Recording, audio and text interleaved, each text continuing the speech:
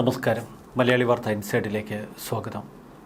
നമ്മൾ നടുങ്ങുന്നതിനുമപ്പുറം ശബരിമലയിൽ നടന്നത് വൻ കൊള്ളയെന്ന് ഹൈക്കോടതിയുടെ ഇടക്കാല ഉത്തരവ്. അന്വേഷണ സംഘത്തിൻ്റെ അന്വേഷണത്തിൽ ഇപ്പോൾ പൂർണ്ണ തൃപ്തിയാണ് ഹൈക്കോടതി അറിയിച്ചിരിക്കുന്നത്. നടുങ്ങുന്ന പലതും പുറത്തേക്ക് വരുമെന്ന് ഹൈക്കോടതി ഉത്തരവിൽ സൂചന. ഇനിയും വമ്പന്മാർ പുറത്തേക്ക് വരാനുണ്ട്. ശബരിമലയിൽ നടന്ന വൻകൊള്ളയിൽ ഹൈക്കോടതി അമ്പരപ്പ് രേഖപ്പെടുത്തി.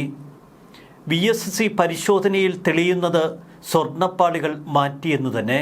സ്വർണ്ണപ്പാളികൾ മാറ്റി ചെമ്പുപാളികളാക്കി എന്ന് ഹൈക്കോടതി നിരീക്ഷിച്ചു. പല വമ്പന്മാരും മറനീക്കി പുറത്തേക്ക് വരുമെന്ന സൂചനയാണ് ഒടുവിൽ പ്രത്യേക അന്വേഷണ സംഘം ഹൈക്കോടതിയിൽ സമർപ്പിച്ച ഇടക്കാല റിപ്പോർട്ട് പരിശോധിക്കുമ്പോൾ നമുക്ക് ബോധ്യമാകുക. അതിലപ്പുറം ഹൈക്കോടതിയുടെ ഇടക്കാല ഉത്തരവിൽ ഇനിയും ഒരുപാട് വമ്പന്മാർ കൂടി പിടിയിലാകാനുണ്ട് എന്ന് വ്യക്തം. 16 പ്രതികൾ ഇതിനകം തന്നെ കുടുങ്ങിക്കഴിഞ്ഞു. 202 സാക്ഷികളെ വിസ്തരിച്ചു. അന്വേഷണ സംഘത്തിൻ്റെ അന്വേഷണം കൃത്യമായ വഴികളിലൂടെ നീങ്ങുന്നു എന്ന് ഹൈക്കോടതി കണ്ടെത്തി. എന്നാൽ ശബരിമലയിൽ നിന്ന് കടത്തിയ സ്വർണം എവിടെയെത്തി എന്നിനിയും കണ്ടുപിടിക്കേണ്ടതുണ്ട്. ശബരിമല സ്വർണ്ണക്കൊള്ളയിൽ 2017 തുടങ്ങുന്ന അന്വേഷണത്തിന് ഹൈക്കോടതി നിർദ്ദേശം നൽകി. 2017 വാജ്യവാഹനം തന്ത്രി കടത്തിയ അന്നു മുതലുള്ള അന്വേഷണം കൃത്യമായി നടക്കണം. വാജ്യവാഹനം തന്ത്രിക്ക് കൊടുത്തുവിട്ടതിന് പിന്നിൽ കൃത്യമായ തട്ടിപ്പ് നടന്നു എന്ന സംശയം അന്വേഷണ സംഘം മുന്നോട്ട് വച്ചു. ഇതിനെ പൂർണ്ണമായും സാധൂകരിക്കുന്ന നിലപാടാണ് ഹൈക്കോടതി സ്വീകരിച്ചത്. 2017 നടന്ന തട്ടിപ്പ്, പിന്നീട് 2019 നടന്ന സ്വർണ്ണക്കൊള്ള, ഒടുവിൽ 2025 സ്വർണ്ണക്കൊള്ളയിലും വിശദമായ അന്വേഷണം നടത്തണമെന്ന് ഹൈക്കോടതിയുടെ നിർദ്ദേശം.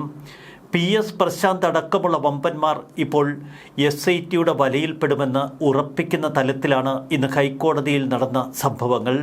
ഹൈക്കോടതിയിൽ വിശദമായ ഇടക്കാല റിപ്പോർട്ടാണ് SIT സമർപ്പിച്ചത്. ശ്രദ്ധേയമായ 3 നിരീക്ഷണങ്ങൾ.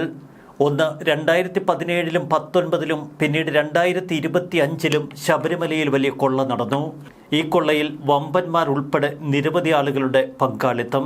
ശബരിമലയിൽ നിന്ന് ഒറിജിനൽ സ്വർണ്ണപ്പാളികൾ കടത്തി എന്ന സംശയം കോടതി പ്രകടിപ്പിച്ചു. VSCയുടെ ശാസ്ത്രീയ റിപ്പോർട്ട് അവലംബിച്ചുകൊണ്ടാണ് കോടതിയുടെ ഈ നിരീക്ഷണം. ശബരിമലയിൽ നിന്ന് കടത്തിക്കൊണ്ടുപോയ സ്വർണം എവിടെയെത്തി എന്നതിനിയും കണ്ടെത്തേണ്ടതുണ്ട്. കോടതിയുടെ നിരീക്ഷണം ശക്തമാണ്. അതുപോലെ തന്നെ SITയുടെ അന്വേഷണത്തിൽ തൃപ്തി പ്രകടിപ്പിക്കുമ്പോൾ മറുവശത്ത് കൂടുതൽ ശക്തമായ അന്വേഷണങ്ങളിലേക്ക് SITക്ക് കടക്കാൻ അത് ശക്തി പകരും. ശബരിമല അന്വേഷണം തുടക്കം മുതൽ നമ്മൾ നിരീക്ഷിക്കുമ്പോൾ വിസ്മയകരമായ ഒരു അന്വേഷണത്തിലൂടെയാണ് ഓരോ ദിവസവും കടന്നു പോകുന്നത്. ഇടയ്ക്കൊക്കെ സർക്കാരിൽ നിന്നുള്ള സമ്മർദ്ദം SITക്ക് മേൽ ഉണ്ടാകുന്നുവോ എന്ന് നമ്മൾ സംശയിച്ചു. എന്നാൽ അപ്പോഴൊക്കെ അന്വേഷണ ഉദ്യോഗസ്ഥർക്ക് വേണ്ടത്ര ധൈര്യം കൊടുത്ത് ഹൈക്കോടതിയുടെ ശക്തമായ നിരീക്ഷണങ്ങൾ. കേസിൽ കുടുങ്ങിയ ഓരോ പ്രതികളും ജാമ്യാപേക്ഷയുമായി ഹൈക്കോടതിയിലെത്തുമ്പോൾ നമ്മൾ അമ്പരന്നു. എന്നാൽ അവിടെയൊക്കെ ഹൈക്കോടതി ശക്തമായ നിലപാടെടുത്തു. ജസ്റ്റിസ് ബദിറുദ്ദീനെ പോലെയുള്ളവർ ശക്തമായ ചില നിരീക്ഷണങ്ങൾ നടത്തി. ഇനിയും വമ്പന്മാർ കുടുങ്ങാനുണ്ട് എന്ന് കേരളം മനസ്സിലാക്കിയത് ഹൈക്കോടതിയുടെ ഈ ശ്രദ്ധേയമായ നിരീക്ഷണങ്ങളിലൂടെയാണ്. ഒടുവിൽ SITക്ക് ക്ലീൻ ചിറ്റ് നൽകിക്കൊണ്ട് ഹൈക്കോടതി കട്ടയ്ക്ക് നിൽക്കുന്നു.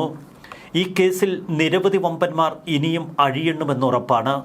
ഇപ്പോൾ അഴിക്കുള്ളിലായ ഈ വമ്പന്മാർ സഹസ്രം പയറ്റിയിട്ടും പുറത്തേക്കിറങ്ങാൻ കഴിയുന്നില്ല. ചിലർ ICUവിൽ അഭയം തേടി, ചിലർ ഭ്രാന്ത് അഭിനയിച്ചു. എന്നിട്ടും അവർക്കൊന്നും ജയിലഴിക്കുള്ളിൽ നിന്ന് പുറത്തേക്ക് കടക്കാൻ കഴിയുന്നില്ല. ഹൈക്കോടതി പോലും അവർക്ക് ജാമ്യം അനുവദിക്കുന്നില്ല. ജാമ്യം അനുവദിക്കാതിരുന്ന ഹൈക്കോടതിയുടെ നീക്കങ്ങളിൽ ഒരു കാര്യം വ്യക്തമായിരുന്നു. ശബരിമല സ്വർണ്ണക്കൊള്ളയുടെ വ്യാപ്തി കൃത്യമായി കോടതിക്ക് മനസ്സിലായി. അത് ഉറപ്പിക്കുന്നതാണ് കോടതിയിൽ നിന്ന് പുറത്തു വരുന്ന ഇടക്കാല ഉത്തരവ്.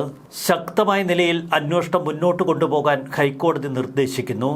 VSCയുടെ ശാസ്ത്രീയ തെളിവുകൾ തന്നെയാണ് ഈ ഘട്ടത്തിൽ ഏറ്റവും ശ്രദ്ധേയമായി മാറുന്നതും.